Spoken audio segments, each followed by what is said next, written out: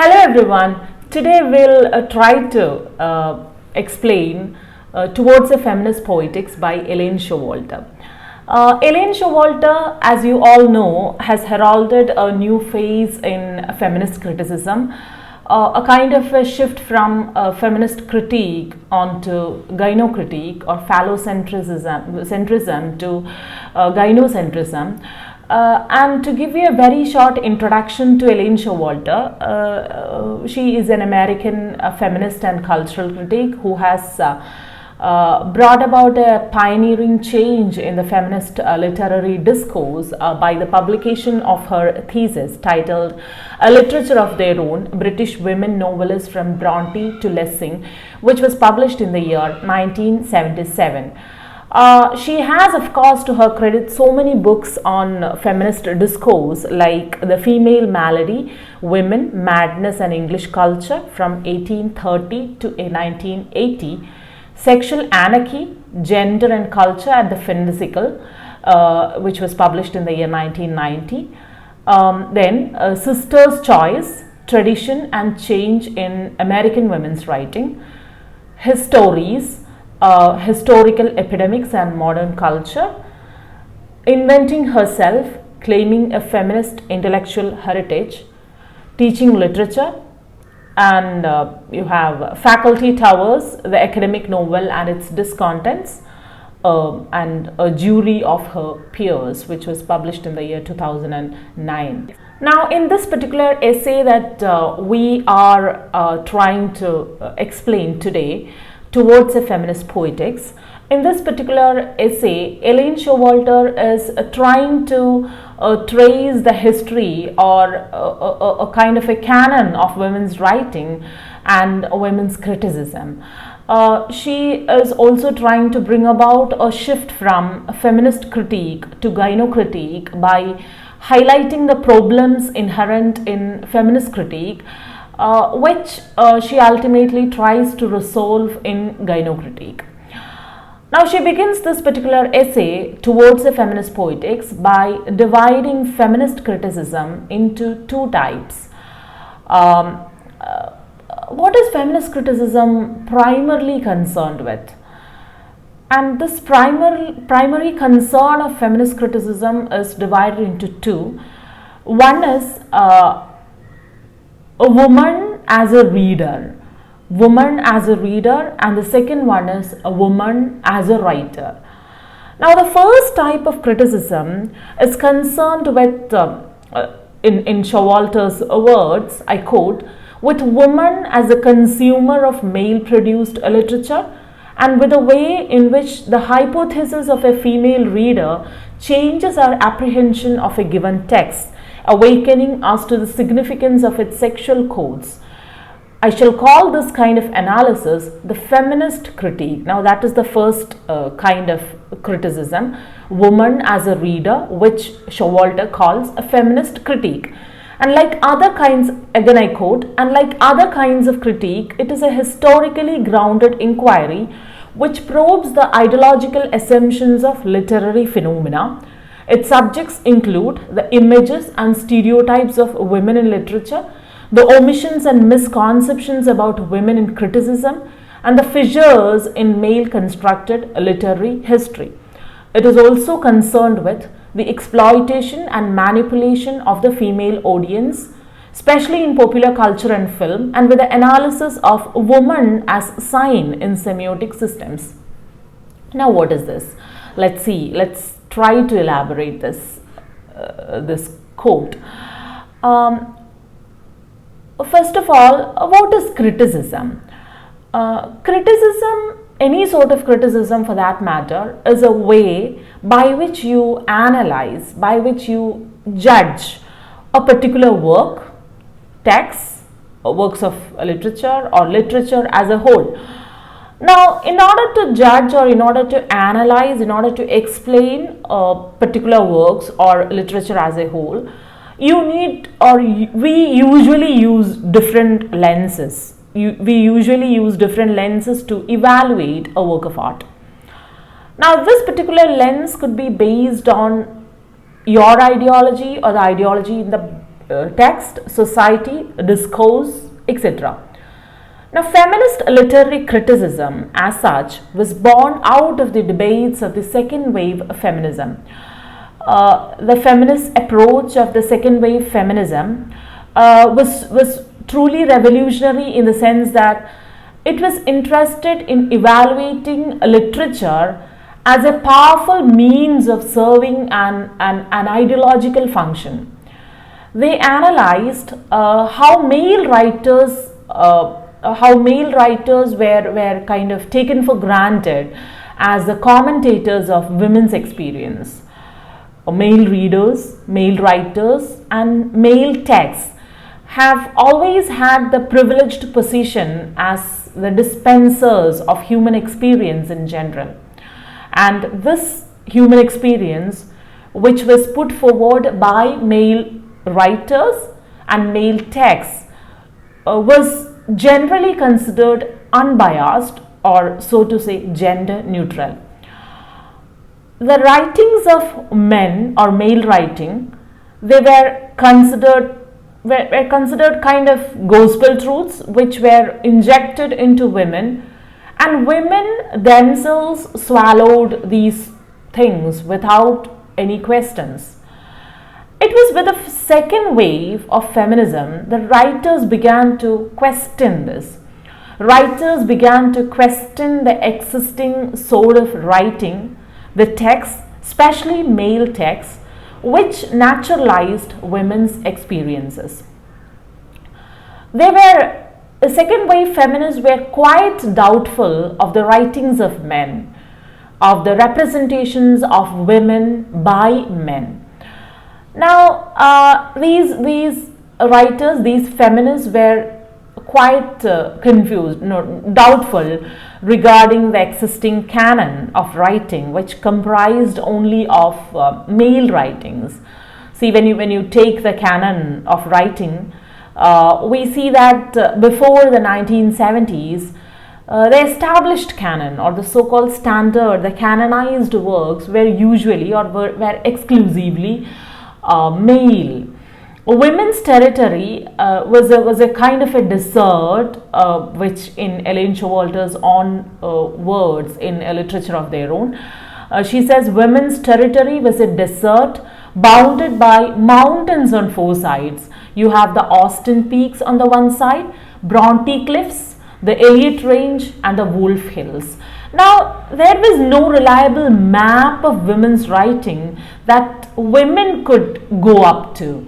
Now, Woolf in her key feminist text, A Room of One's Own, is trying to describe this in detail. The map which male literature or the map which the male text provided was itself considered gender neutral. Why was it considered gender neutral?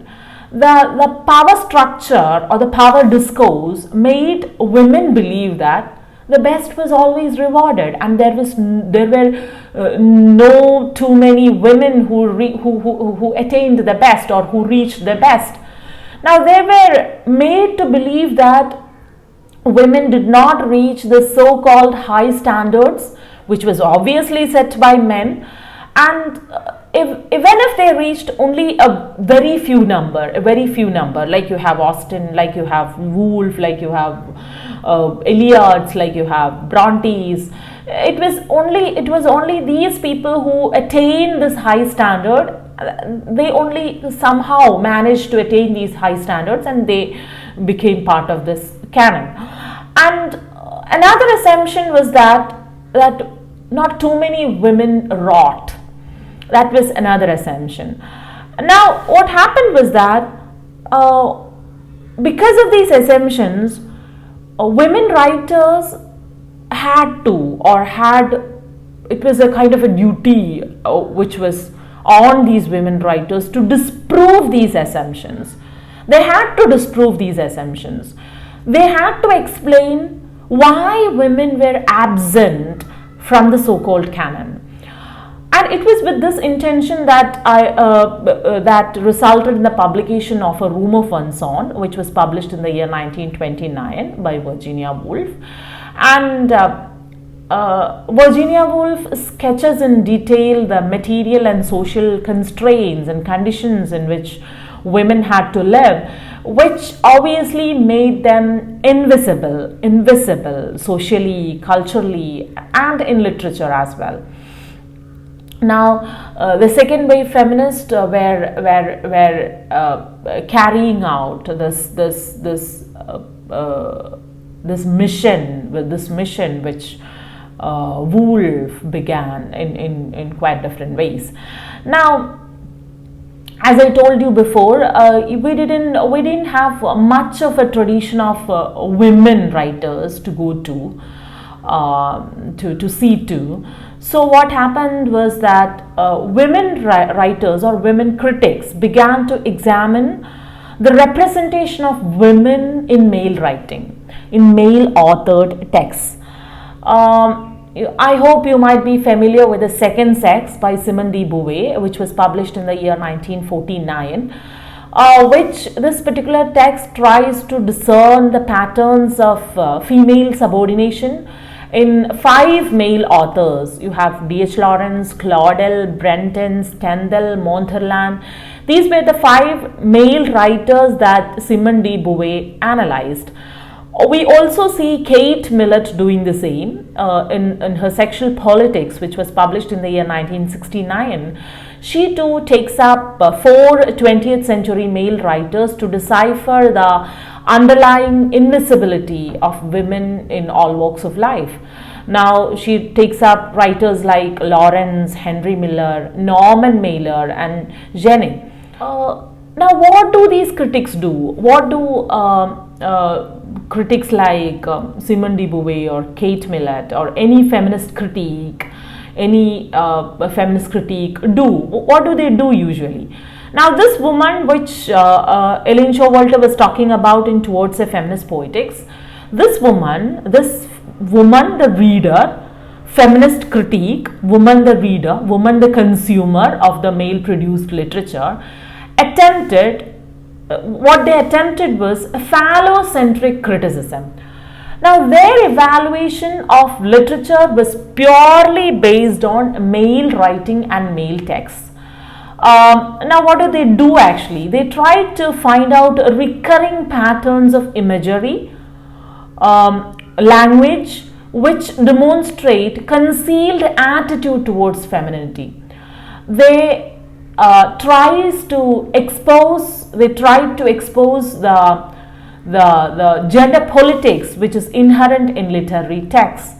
They see how literary works are always bent on punishing women who go out of the so-called naturalized pathways, or you can see, for example, you can see Anna Karenina and Madame Bovary, they were heroines who had to commit suicide at the end of the novels.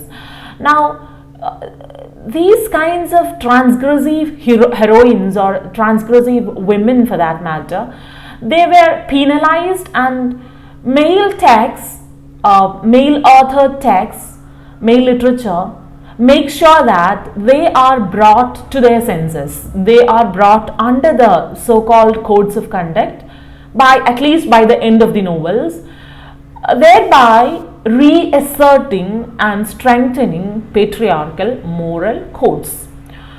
Now, feminist critique, they were questioning this canon which excluded women writers. And what is the problem with phallocentric criticism? What is the problem with feminist critique? Phallocentric criticism or feminist critique, according to Elaine Showalter, is very much political and polemical and has theoretical affiliations to Marxist sociology and aesthetics. A woman as a reader, a woman as a consumer of male-produced literature, feminist critique is very much male-oriented. It studies what men think of women. Now, if we study stereotypes of women, the sexism of male writers, and the limited roles women play in literary history, what are we doing? We are not, of course, learning what women have felt and experienced, but only what men have thought women should be. It's a kind of apprenticeship to these male theoreticians like Althusser, Barth, Lacan, and so on. What do we do there? In feminist critique, we analyze a male text using a male theory. We seldom question. We seldom try to see its limitations. Now, these kinds of studies naturalize women's victimization, as women's victimization always become a topic of discussion. So in feminist critique, there is an angry fixation but a loving fixation as well. You have angry and loving fixation to male literature. In feminist critique, you are completely dependent on male literature. Without male literature, without male authored texts, you cannot have a criticism. We become so very dependent on male authors. Now that was feminist critique, where woman is the reader, where woman is the consumer of male produced literature. Now you have the second type of criticism which Elaine Showalter talks about, that is woman as a writer. I quote, with woman as the producer of textual meaning, with the history, the themes, the genres and structures of literature by women. It is woman as a writer. It has the history of women, the themes of women, the genres of women, the structures of literature by women. Now, its subjects include the psychodynamics of female creativity, linguistics and the problem of female language, the trajectory of individual or collective female literary career, literary history, and of course studies of particular writers and works. Now this type of criticism, a woman as a writer, Elaine Showalter calls gynocriticism. Here in gynocriticism, woman is the writer. Now this kind of criticism encourages the emergence of women writers. It recovers forgotten and unvalued texts, like we see in a literature of their own by Elaine Showalter. There she is trying to recover forgotten writers like Olive Schreiner, Sarah Grant, George Egerton.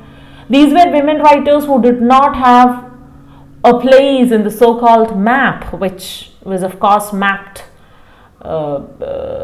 territorialized by male authors, male critics.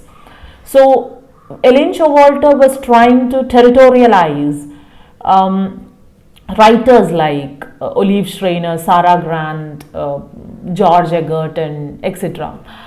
Now these writers were quite invisible in the canon of women writers, women writing.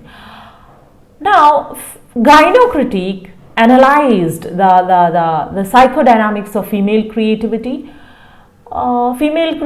which is quite different from male creativity. They also analyzed the problem of language, the need for a woman's language, which was of course Virginia Woolf was talking about a female sentence, a woman's sentence, and this was later on taken up by feminists like Helen Sixou in her concept of écriture feminine and the white ink and the semiotic and Cora by Julia Kristeva. Now, gynocritique, they focused on the emergence of female writers. They emphasized on the publication of female texts, female writers by female writers, and exposed the seemingly objective value judgments in literary analysis. The arguments of gynocriticism is that women writers write differently from men, so they should be read differently. So the so-called standards which are set to analyze, to judge literary works, to canonize literary works, are of course male-centered, and gynocritics were questioning. They were questioning this so-called set standards put by men. They say that women's writing has its own culture with its own patterns, themes, and identity, which needs to be studied. Now, in gynocritique, we construct a female framework of analysis, as I told you before, where we go for female writers, and this gynocritique is very much self-contained and experimental, and it has connections with new feminist research. It does not go for male yardsticks to measure the value of female writing. Now, it develops new models which are completely based on female experience instead of adopting male models and male theories. Gynocritique frees women from the linearity or from the linear absolutes of male history. It stops fitting women between lives of male tradition. Instead, they focus on the nearly visible world of female culture. Now, what do these gynocritics do? What do they do? I quote from Elaine Showalter. She says, gynocritics need to, they reconstruct the past. They rediscover the scores of women novelists, poets, and dramatists whose work has been obscured by time, and to establish a continuity of female tradition. Now, when you recreate, when you rediscover, when you reconstruct the past, what you're doing is, in gynocriticism, is you recreate a chain of writers in this tradition, and when you create a chain of writers, you create patterns of influence and response from one generation to the next, and they begin to challenge the periodicity of orthodox literary history and its enshrined canons of achievements. Now, what happens in study is that usually we have always studied women writers in isolation. You have Jane Austen, nobody else. You have Brontes and nobody else. Yeah, you have always it was in isolation that women writers were studied. So we have of course never tried to grasp the connections that was there between or amongst these women writers. Now, when we go beyond these cliffs of Austen, Brontes, Eliot, Woolf, and when we look at the 150 or more of their sister novelists along them or on their way, we see patterns. We see patterns emerging. We see a phase of evolution emerging, and we see a female tradition emerging, which of course correspond to the developmental phases of any subcultural art. So now, gynocritics, they know that they need to reconstruct the past, and they discover women writers who were unknown, who were obscured, and they create a continuity of their own, establish a continuous female tradition, which would obviously challenge the so-called male-created established literary history and canon. As I told you before, we have always studied women writers in isolation. Whereas when you study male writers, we have always tried to make connections from one writer to another writer, one historical period to another historical period. But we do not see that sort of a connection in women writers. Probably because there was just one or two writers. Now once we discover, we create that chain which would result in a literary tradition, and we could of course go beyond this mountainous peaks, the cliffs which are set by these four writers, and we would be able to fill the desert with lives and greenery, so that we see a pattern there, a connection there. We see how each and every woman writer is connected to the other. Now, when Elaine Showalter tried to map the desert or fill the desert with territories, with people, with lives, with obscured women, she saw a pattern arise, which Elaine Showalter calls the developmental phases of women's writing. Elaine Showalter was trying to recover the past, recover the lost writers, and once she began to recover them, recreate them, she saw a pattern arise, which she calls the developmental phase of women's writing. And she divides this developmental phase of women's writing into three. One is the feminine phase, the second one is the feminist phase, and the third one is the female phase. Now let's look at these three phases. During the feminine phase, which dates from 1840 to 1880, it dates from 1840 to 1880, where women were writing in an effort to equal the intellectual achievements of male culture. They were trying to equal the achievements of male, the internalized, they of course internalized male assumptions about female nature, and they began to write according to or the way male wrought. It was a kind of emulation, it was a kind of imitation that these female writers did. And one distinguishing feature of this period is of course the male pseudonym. Like you have George Eliot, Bronte sisters, all those writers have male pseudonyms. And the content that they take up would be oblique, would be displaced, would be ironic and subversive, and we'll have to read between the lines to see the missed possibilities of the text. That is the first phase, the feminine phase. Now the second phase, the feminist phase, which spans from 1880 to 1920, that is to the winning of the vote. What happens is there was complete rejection. On the one hand, in the feminine phase, you had complete taking in, imitation, whereas in the feminist phase, you have complete rejection. They were rejecting the accommodating postures of femininity, and these writers began to use literature to dramatize the ordeals of wronged womanhood. This was, of course, a stage of protest.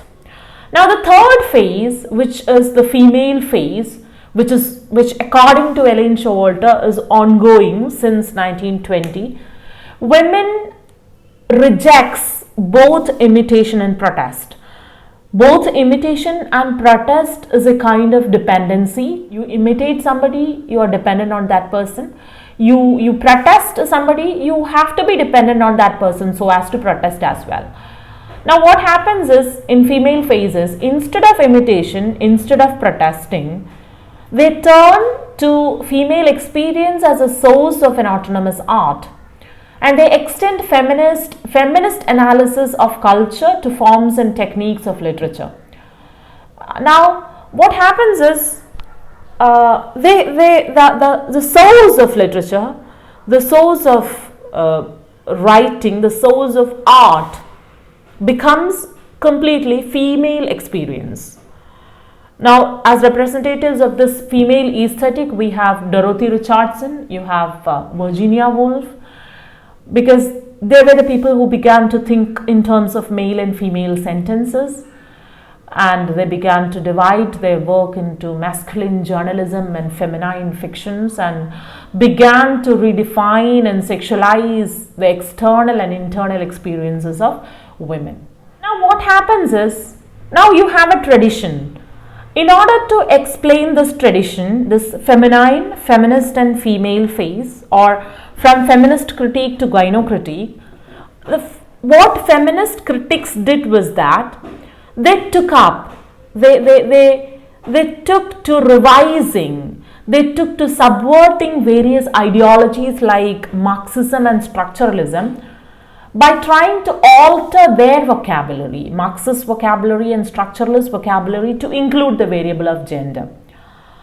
But later on, it was with gyno critics, it was with the female phase or the gyno critics that feminist critics understood that women's literature and criticism should emancipate itself from the so-called accepted male standards and theories, and it should be guided by its own impulses. Now, the reason why, Elaine Showalter says, the reason why feminist criticism has reached an impasse is because they have always tried to connect themselves with different ideologies which are man-made. Say for example, structuralism, formalism, post-structuralism, etc. They are man-made. So, feminist criticism, instead of connecting itself to Marxism, instead of connecting itself to structuralism, it needs to shake away from all those male theories. Now, this is what gyno criticism is doing. Gyno critics, instead of clinging on to male theories, is trying to use the experience of women as a standpoint to analyze literature and to read texts and to produce texts. Now, why does Elaine Showalter say that we should not cling on to these theories? Why does Elaine Showalter say that we should shake ourselves off from the male theories? What is the problem with these theories? Why does Elaine Showalter say that we should stop clinging on to male theories to support us, back us up? Now, what is the problem? The new sciences, according to Elaine Showalter, the new sciences like linguistics, computers, structuralism, deconstruction, formalism, affective stylistics, all these new sciences are manly, are strenuous, impersonal, virile, aggressive, not intuitive, expressive or feminine. Now, literary sciences in the academic scenario, what has happened is literary sciences have created a group of elites who tries to master theory, and they do not read books. They just master theories, one theory after another. So criticism, according to Elaine Showalter, got too tired. You have too tired criticism, a higher tier and a lower tier. One is the higher tier, which is concerned with scientific problems of form and structure, as you see in theories like formalism and structuralism. And on the other hand, you have the lower tier, which is concerned with humanistic problems of content and interpretation. Later on, what happened was that scientific theories were the higher tier and the non-scientific humanistic theories were on the lower tier. But later on, what happened was that these two tiers turned out to take subtle gender identities and assumed a sexual polarity, which Showalter calls hismeneutics and hermeneutics. Hermeneutics you might be familiar with, interpretation, which is humanistic. Interpretation is obviously humanistic. Interpretation is fluid. Yeah, it's womanly. It is feminine. Whereas hismeneutics is is scientific, is formalistic in nature. Now, according to Elaine Showalter, she says that the synthesis between hermeneutics and hermeneutics, the scientific, the humanistic, and the higher and the lower, has always been unsuccessful. Because scientific criticism, that is the higher criticism, the hermeneutics, is not subjective at all. It discards subjectivity. It is purely objective. Whereas hermeneutics is subjective in nature, and feminist criticism is hermeneutics, and it demands the authority of experience. Now, the experience of a woman cannot be represented in the structuralist paradigm as it is scientific and objective, formal in nature. Woman experience, the experience of woman, cannot be represented in the Marxist paradigm as well, because Marxist paradigm is always very concerned with class conflicts, that it does not bother about women experience. Now, experience, according to Elaine Showalter, does not mean that emotional kind of thing. Experience doesn't mean emotional. Femininity has always been associated with emotionality and irrationality, which we need to fight out or fight against. The questions that feminist critics ask is the questions that these critics ask are, of course, beyond science to answer, because the questions that they ask concern the repressed messages of women in history, in anthropology, in psychology, and in women as a whole. So, the theoretical impasse, according to Elaine Showalter, that feminist criticism has, the theoretical impasse that feminist criticism is in, comes from our own divided consciousness. Now, she is talking about Helen Sixu, who is again using a post-structuralist paradigm to feminism. So what happens is, you have a divided consciousness in you. Even the feminist critics do have this divided consciousness. People like Sixu have this divided consciousness. There is a split. Any woman who lives in a patriarchal setup does have this split. Likewise, the feminist critic, according to Elaine Showalter, does have this split. There is a split in each of us. We are both the daughters of the male tradition. This is what Elaine Showalter says. We are both the daughters of the male tradition, of our teachers, our professors, our dissertation advisors, and our publishers. That is a tradition which asks us to be rational, marginal, grateful. That is on the one hand. You are to be rational, you are to remain marginal, you are to be always grateful, and you are to use male theories all the time. That is on the one hand. Whereas on the other hand, you are the sisters in a new women's movement which engenders another kind of awareness and commitment, which demands that we renounce the pseudo success of token womanhood. Now, we do not want this pseudo success of this token womanhood and the ironic mass of academic debate. Now, you are in this split. On the one hand, you want to fit yourself into the so-called traditional master's role, and on the other hand, you hate this token womanhood. You want to be your own. So you have this conflict within you, and it's, according to Elaine Showalter, it's quite easier and it's less lonely not to be awakened. It's quite easy to be safe. It's quite easy to be in the comfort zone. It's quite easy to emulate people. It's quite easy to take up male theories to analyze texts. It's quite easy to try to fit feminism into male broad theories. So it's quite easy to, and it's quite less lonely not to awaken yourself, not to take risks, to be blind to everything. Now, it's quite easy to continue to be critics.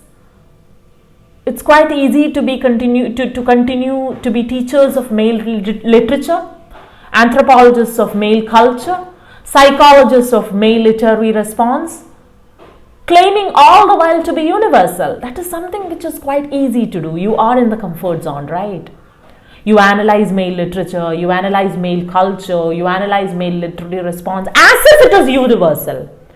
As if it's universal. It would be so naturalized in you. You analyze it, you are there. Oh, very much okay.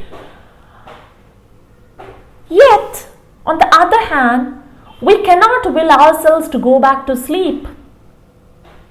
On the other hand, you have this side to take risks.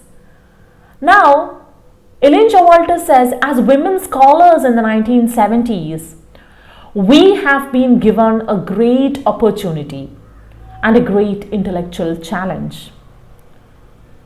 The anatomy, the rhetoric, the poetics, the history, all awaits our writing. And she winds up the essay by saying that the task of the feminist critique is not to emulate, not to imitate, not to fit themselves into the male culture. The task of feminists is to find a new language, a new way of reading that can integrate our intelligence and our experience, our reason and our suffering, our skepticism and our vision. And this venture, this enterprise is not confined to women alone, because feminist criticism has not come here just for a visit. It's here to stay. Thank you.